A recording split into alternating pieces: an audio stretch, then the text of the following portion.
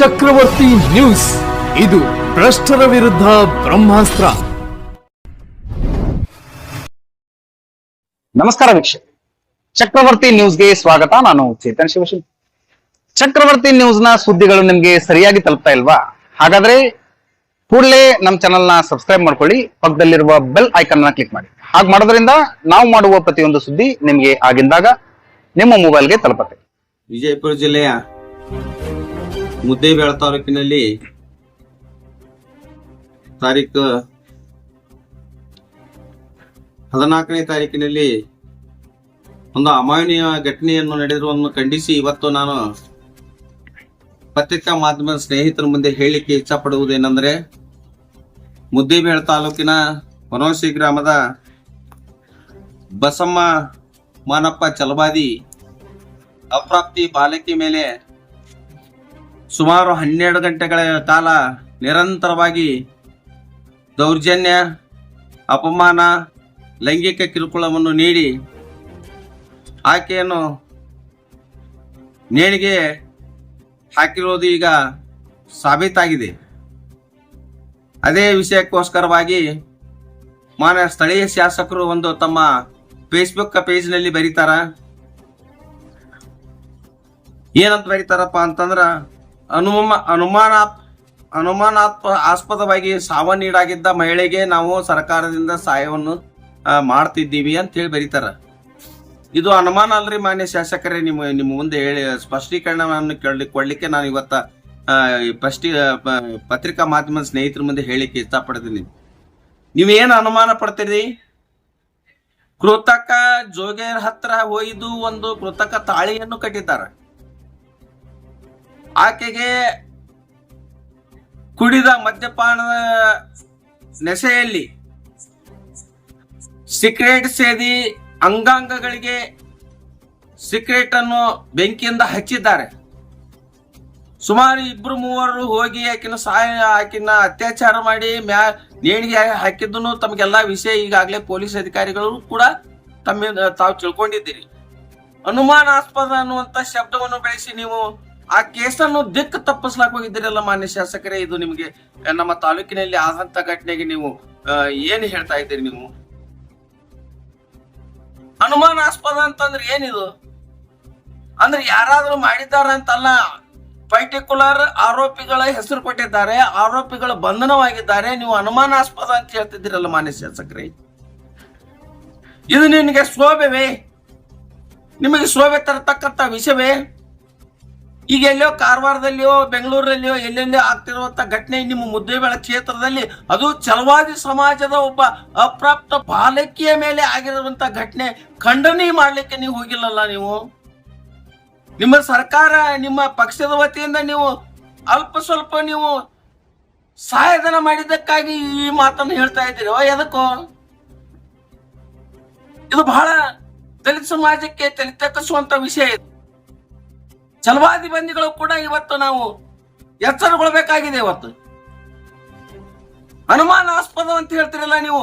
ಸುಮಾರು 12 ತಾಸು ಹೆಣ್ಮಗಳನ್ನ ಅತ್ಯಾಚಾರಗೈದು ಕೊಲೆ ಮಾಡಿದ್ದಾರೆ ಅಂತೇಳಿ ಇಡೀ ಪತ್ರಿಕಾ ಮಾಧ್ಯಮ ಸ್ನೇಹಿತರು, ಇಡೀ ದಲಿತ ಸಂಘರ್ಷ ಸಮಿತಿ ಅಹೋರಾತ್ರಿ ಹೋರಾಟ ಮಾಡಿದ್ವಿ. ಅದು ನಿಮ್ಮ ಕಣ್ಣಿಗೆ ಕಾಣಲಿಲ್ಲಲ್ಲ ಮಾನ್ಯ ಶಾಸಕರೇ. ನಿಮಗೆ ಇಂಥ ವಿಷಯ ಅನುಮಾನಾಸ್ಪದ ಅಂತ ಹೇಳಿದ್ದಿ ಕೇಸನ್ನು ನೀವು ದಿಕ್ಕು ತಪ್ಪಿಸ್ತಾ ಇದ್ದೀರಲ್ಲ ಮಾನ್ಯ ಶಾಸಕರೇ. ನೀವು ಆ ಹೇಳಿಕೆಯನ್ನು ನಿಮ್ಮ ಫೇಸ್ಬುಕ್ ನಲ್ಲಿ ನೀವು ಬರೆದಿದ್ದೀರೋ, ನಿಮ್ಮ ಅನುಯಾಯಿಗಳು ಬರೆದಿದ್ದಾರೋ, ಅದನ್ನ ಮೊದಲು ಕೂಡಲೇ ಹಿಂತೆಗೆದುಕೊಳ್ಬೇಕು ನೀವು. ಇಲ್ಲದೇ ಇದ್ರೆ ಮುಂದಿನ ದಿನಮಾನದಲ್ಲಿ ಈ ಒಂದು 4-5 ದಿವಸದಲ್ಲಿ ಪತ್ರಿಕಾ ಮಾಧ್ಯಮ ಸ್ನೇಹಿತರ ಮುಂದೆ ಹೇಳಿಕೆ ಇಚ್ಛಪಡ್ತಾ ಇದ್ದೀನಿ. ನಿಮ್ಮ ವಿರುದ್ಧನೇ ಉಗ್ರ ಸ್ವರೂಪದ ಹೋರಾಟ ಇಡೀ ಕರ್ನಾಟಕ ರಾಜ್ಯದಲ್ಲಿ ಮಾಡಬೇಕಾಗುತ್ತದೆ. ಅದೇ ರೀತಿಯಾಗಿ ನಾ ಹೇಳ್ತಾ ಇದ್ದೀನಿ, ಎಲ್ಲಾ ವಿವಿಧ ದಲಿತ ಪರ ಸಂಘಟನೆಗಳು, ಕರ್ನಾಟಕ ರಾಜ್ಯದ ಎಲ್ಲಾ ವಿವಿಧ ದಲಿತ ಪರ ಸಂಘಟನೆಗಳು, ಕರ್ನಾಟಕ ರಾಜ್ಯದಾದ್ಯಂತ ಆಗಿರ್ತಕ್ಕಂಥ ಬಸಮ್ಮನಿಗೆ ಅನ್ಯಾಯವಾಗಿರ್ತಕ್ಕಂಥ ಒಂದು ಖಂಡನೀಯ ವಿಷಯ. ಇದನ್ನ ಇಡೀ ಕರ್ನಾಟಕ ರಾಜ್ಯದಲ್ಲಿ ನೀವೆಲ್ಲರೂ ಕೂಡ ಎದ್ದು ಹೋರಾಟಕ್ಕೆ ಇಳಿಬೇಕನ್ನುವಂತ ಕರೆಯನ್ನು ನಾನು ಕೊಡ್ತಾ ಇದ್ದೀನಿ. ಅದೇ ರೀತಿಯಾಗಿ ನಿನ್ನ ಒಂದು ಮಾತನ್ನು ಕೂಡ ಹೇಳಿದ್ರಿ, ಮತ್ತೆ ತಾವು ಪತ್ರಿಕಾ ಮಾಧ್ಯಮ ಸ್ನೇಹಿತರ ಮುಂದೆ ಹೇಳಿದ್ರಿ, ಇಲ್ಲ ನಿಮ್ದೇ ಆದಂತ ಅವರು ಹೋಮ್ ಮಿನಿಸ್ಟರ್ ಇದ್ದಾರೆ, ನಿಮಗೆ ನ್ಯಾಯ ಕೊಡಿಸ್ತಾರ ಅಂತಂದ್ರೆ ನೀವ್ ಯಾಕಿರ್ಬೇಕ್ರಿ? ನೀವು ಅಲ್ಲಿ ಜಾತಿ ತಂದಿರ್ತೀರಲ್ರಿ ಮಾನ್ಯ ಶಾಸಕ್ರಿ. ನೀವು ಮಾನ್ಯ ಶಾಸಕರೇ, ನಮ್ಮ ಹೋಮ್ ಮಿನಿಸ್ಟರ್ ಒಂದ್ ಹಳ್ಳಿ ಗೊತ್ತೈತಾ? ನಿಮ್ಮ ತಾಲೂಕನ್ನು ಗೊತ್ತೈತಾ? ಈ ತಾಲೂಕದಲ್ಲಿ ಆಗಿರ್ತಕ್ಕಂಥ ಘಟನೆಗಳನ್ನು ನೀವು ವಿವರಿಸಿ ಹೇಳ್ಬೇಕು. ನಿಮ್ದೇ ಆದಂತ ಹೋಮ್ ಮಿನಿಸ್ಟರ್ ಅದರ, ನಿಮಗೆ ಮಾಡ್ತಾರಂತ ಹೂವಾ ಉತ್ತರವನ್ನು ಕೊಡ್ತಾ ಇದ್ದೀರಲ್ಲ, ಇದು ನಿಮಗೆ ಎಷ್ಟು ಸಮಂಜಸ ಅನಿಸುತ್ತ ಮಾನ್ಯ ಶಾಸಕರೇ? ನಿಮಗೆ ನಮ್ಮ ಶಾಸಕ ನಿಮ್ಮ ಜಾತಿಯವರು ಕೂಡ ಮಿನಿಸ್ಟರ್ ಇದ್ದಾರಲ್ಲೇ, ಅವ್ರಿಗೆ ಹೇಳ್ಬೇಕಲ್ಲ ನೀವು. ಉಸ್ತುವಾರಿ ಮಿನಿಸ್ಟರ್ ನಿಮ್ಮ ಲಿಂಗಾಯತ ಸಮಾಜದವ್ರೇ ಇದ್ದಾರಲ್ಲ, ಅವ್ರನ್ನ ಯಾಕೆ ತಗೊಳ್ಳಿಲ್ಲ? ನಿಮ್ದೇ ಆದಂತವ್ರು ಹೋಮ್ ಮಿನಿಸ್ಟರ್ ಇದ್ದಾರಪ್ಪ, ಪರಮೇಶ್ವರ್ ನಿಮ್ಮ ಜಾತಿಯವರು ಅಂತ ನೀವು ಜಾತಿ ಮಾಡ್ಲಿಲ್ಲ. ಇಲ್ಲಿ ಹೋಮ್ ಮಿನಿಸ್ಟರ್ಗೆ ಜಾತಿ ಮಾಡಿದ್ರಿ ನೀವು. ಇನ್ನು ನಮಗೆ ನಾವು ಯಾವ ಲೆಕ್ಕಕ್ಕದೀವ್ರಿ ಮಾನ್ಯ ಶಾಸಕರೇ? ನೀವು ನಿಮ್ಮದೇ ಆದಂತ ಹೋಮ್ ಮಿನಿಸ್ಟರ್ ಅದಾರ ಅಂತ ಹೇಳ್ತೀರಲ್ಲ ನೀವು. ನಿಮಗ್ ಹೋಮ್ ಮಿನಿಸ್ಟರ್ ಅಲ್ಲ ಅವರು, ಈ ಕರ್ನಾಟಕ ರಾಜ್ಯಕ್ಕೆ ಹೋಮ್ ಮಿನಿಸ್ಟರ್ ಅವರು. ಜಾತಿಯಿಂದ ಹೋಮ್ ಮಿನಿಸ್ಟರ್ ನಮ್ಗ ಇರಬಹುದು.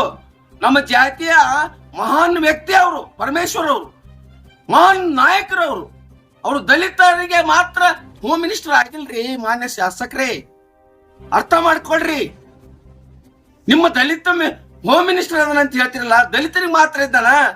ಅಂದ್ರೆ ಪ್ರತ್ಯೇಕ ರಾಜ್ಯವನ್ನು ದಲಿತ ರಾಜ್ಯವನ್ನು ವಿಂಗಡಣೆ ಮಾಡಕತ್ತೀರಂತ ಅರ್ಥ ಆಗ್ತೈತ್ರಿ ಮಾನ್ಯ ಶಾಸಕರೇ. ನೀವು ಮಾತನಾಡಕ ಸ್ವಲ್ಪ ಹಿಡಿತದಲ್ಲಿ ಮಾತನಾಡ್ರಿ ಮಾನ್ಯ ಶಾಸಕರೇ. ಅಪ್ಪಾಜಿ ನಾಡ್ಗಡೋಡ್ರಿ, ನಿಮ್ಮದೇ ಆದಂತ ಶಾಸಕ ಹೋಮ್ ಮಿನಿಸ್ಟರ್ ಅದಾರಂತಂದ್ರ ಇದು ಎಷ್ಟು ನೋವಾಗಿರ್ಲಿಕ್ಕಿಲ್ಲ. ಆದ್ರೂ ನಮ್ಮ ಮಗಳನ್ನು ಕಳೆದುಕೊಂಡ ನೋವಿಗೆ ನಿಮ್ಗೆ ಯಾರು ಪ್ರತ್ಯುತ್ತರವನ್ನು ಕೊಟ್ಟಿಲ್ಲ. ನಿನ್ನೆ ದಿವಸ ನೀವು ಮಾತಾಡ್ತಿಕ್ಕೋದು ನಿಮ್ ಗೆರೋ ಹಾಕ್ಬೇಕು ನಾವು. ಆದ್ರೂ ಕೂಡ ನಮ್ಗೆ ಆದಂತ ನೋವು, ನಮ್ಮ ಮಗಳನ್ನು ಕಳೆದುಕೊಂಡಂತ ನೋವಿಗಾಗಿ ನೀವ್ ಏನು ಮಾತಾಡ್ತಿದ್ದೀರಿ ಶಾಂತಿ ಚಿತ್ತದಿಂದ ನಾವು ಕೇಳ್ತಾ ಇದ್ದೀವಿ. ನೀವು ಆ ಮಾತನ್ನು ಸ್ಪಷ್ಟೀಕರಣ ಕೊಡಬೇಕು. ನಮ್ಮ ಹೋಮ್ ಮಿನಿಸ್ಟರ್ ಅಲ್ಲ, ದಲಿತರ ಹೋಮ್ ಮಿನಿಸ್ಟರ್ ಅಲ್ಲ, ಕರ್ನಾಟಕ ಸರ್ಕಾರದ home minister doctor G Parameshwar ಸಾಹೇಬ್ರು ಕರ್ನಾಟಕ ರಾಜ್ಯದ ಹೋಮ್ ಮಿನಿಸ್ಟರ್ ಅವರು. ದಲಿತರಿಗೆ ಅಷ್ಟೇ ಹೋಮ್ ಮಿನಿಸ್ಟರ್ ಅಂತ ಹೇಳಿ ಮಾತಾಡಿದ್ರಲ್ಲ ನೀವು. ನಿಮ್ಮವ್ರೇ ಹೋಮ್ ಮಿನಿಸ್ಟರ್ ಅಂತ ಹೇಳಿ ನಿಮ್ಮವ್ರೇ ಇದಾರಲ್ರಿ. ನಿಮ್ಮ ಉಸ್ತುವಾರಿ ಸಚಿವರು ನಿಮ್ಮವ್ರೇ ಇದಾರಲ್ಲ, ಎಂ ಬಿ ಪಾಟೀಲ್ ಅವರು, ಲಿಂಗಾಯತ ಸಮಾಜದವರು. ನೀವು ಅವ್ರಿಗೆ ಹೇಳ್ರಿ. ಒಬ್ಬ ಬಿಜಾಪುರ ಜಿಲ್ಲೆ ಉಸ್ತುವಾರಿ ಸಚಿವರಿಗೆ ಹೇಳೋದು ಬಿಟ್ಟು ನೀವು ಹೋಮ್ ಮಿನಿಸ್ಟರ್ ತನಕ ಹೋಗ್ತಿರಲ್ಲ, ನಾಚಿಕೆ ಬರಬೇಕು ನಿಮಗೆ ನಾಚಿಕೆ ಬರಂಗಿಲ್ವಾ? ಒಬ್ಬ ಹೋಮ್ ಮಿನಿಸ್ಟರ್ ಬಗ್ಗೆ ನಿಮ್ಮ ದಲಿತ ಅನ್ನುವಂತ ನಾಯಕವನ್ನು ಬಯಸಿ ನೀವು ಮಾತಾಡ್ತಿರಲ್ಲ. ನಿಮ್ಮ ಜಿಲ್ಲಾ ಉಸ್ತುವಾರಿ ಸಚಿವರು ಏನ್ ಮಾಡ್ತಾರ? ನಮ್ಮ ಜಿಲ್ಲಾ ಉಸ್ತುವಾರಿ ಸಚಿವರು ಲಿಂಗಾಯತರಿದ್ದಾರೆ ಅಂತೇಳಿ ಅವ್ರನ್ನ ಮರೆಮಾಚಿ ನಮ್ಮವ್ರನ್ನ ಎತ್ತಿ ತೋರಿಸ್ತಾ ಇದ್ದೀರಲ್ಲ ನೀವು. ಅದು ನಾಚಿಕೆಗೆ ಹಿಡಿತರ ವಿಷಯ. ಅದನ್ನು ಬಿಟ್ಟು ನೊಂದ ಬಾಲಕಿಯ ಕುಟುಂಬಕ್ಕೆ ಸಾಂತ್ವನ ಹೇಳಿದ ಮೂಲಕ ನೀವು ಪರಿಹಾರ 50 ಲಕ್ಷ ರೂಪಾಯಿ ಪರಿಹಾರವನ್ನು ಒದಗಿಸಲೇಬೇಕು.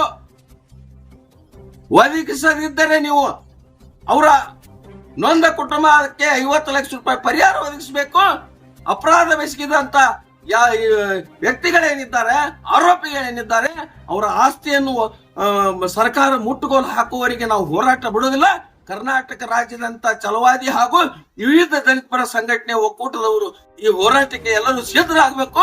CS ನಾಡಗೌಡವರು ಕ್ಷಮೆ ಕೇಳುವವರೆಗೂ ಈ ವಿಷಯವನ್ನು ಬಿಡಬಾರದು ಅನ್ನುವಂತ ವಿಷಯವನ್ನು ಇವತ್ತು ಪತ್ರಿಕಾ ಮಾಧ್ಯಮ ಸ್ನೇಹಿತರ ಮಧ್ಯೆ ಹೇಳಿಕೆ ಇಷ್ಟಪಡ್ತಾರೆ.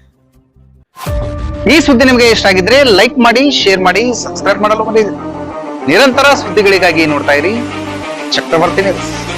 ಇದು ಭ್ರಷ್ಟರ ವಿರುದ್ಧ ಬ್ರಹ್ಮಾಸ್ತ್ರ.